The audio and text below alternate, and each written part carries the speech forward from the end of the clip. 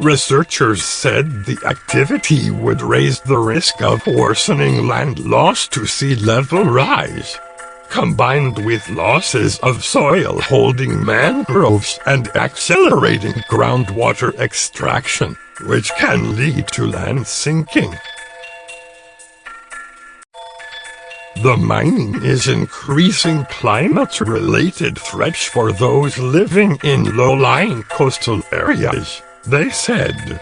"We have created a recipe for climate disaster," said Marc Goichot of the World Wildlife Fund, WWF.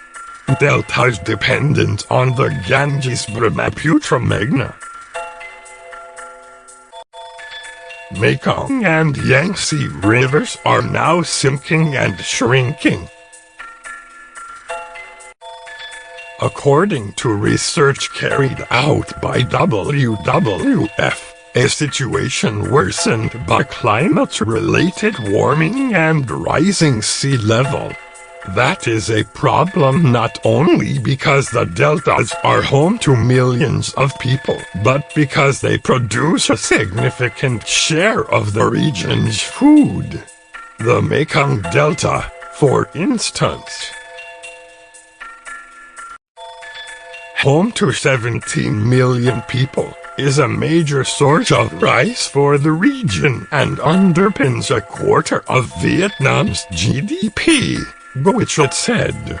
It is 40,000 square kilometers, larger than many countries, and most of it is sinking, he said.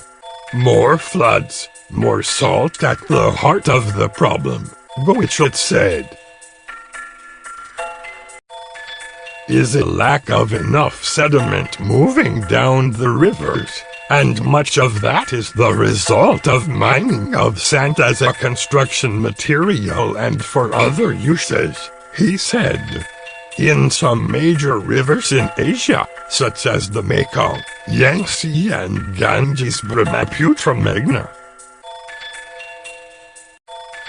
as much as 90% of the sediment that once traveled down the system is now collecting in reservoirs or being mined.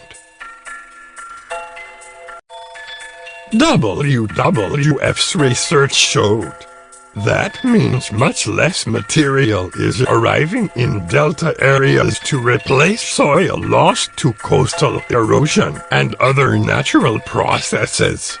For those living in the deltas, it can mean growing risk of floods,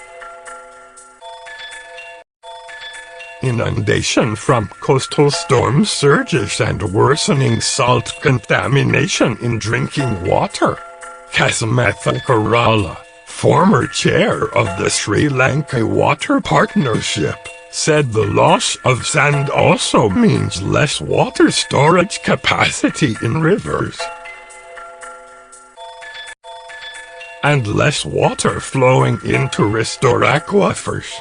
That is a particular problem as climate change brings longer and hotter dry season and growing water stress, he said. Worldwide, over 500 million people live in delta areas, WWF said, according to the UN Environment Program. Though record-keeping is poor, global consumption of sand and gravel likely exceeded 40 billion tons in 2012, up from 9 billion tons in the 1970s, making it one of the world's most extracted resources by volume. To give a sense of its use, for every bucket of cement, 5 to 7 buckets of sand are used in concrete. For every kilometer of road built, 30,000 tons of sand is used as its base, Goichot said. But sand is just as important in the river systems it is harvested from, he said. Keeping sand in the rivers is the best adaptation to climate change. If a river delta receives enough sediment, it builds itself above sea level in a natural reaction, Goichot told the Thomson Reuters Foundation in an interview in Stockholm. Growing demand, but sand mining also feeds Asia's rapidly growing cities. New buildings and roads require it, and urban land is often expanded by pouring sand into wetlands or rice paddies. The island state of Singapore has expanded its land area 20% in the last 50 years, using sand dredged from the seabed but also imported by Vietnam, Malaysia and Cambodia, said Goichot. Sand mining remains unregulated in many areas, however, and illegal sand mining operations operate in as many as 70 countries worldwide, Goichot said.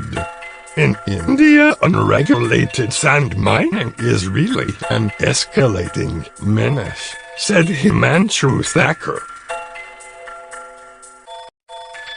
coordinator of the South Asia Network on Dams, Rivers and People, SANRP. India issues sand mining licenses, he said, which limit the quantities of sand that can be taken and the locations where mining is allowed, but with limited monitoring. The actual mining may be very different, he said. River sand is preferred for construction in many cases, because desert sand is too rounded to bind concrete well. While seabed sand contains salt that can corrode metal, and dredging it can be costly. But too much harvesting of river sand is now taking a toll on those living downstream, Goichot said, with the Mekong Delta, for instance, losing 12 meters of land along its coast each year.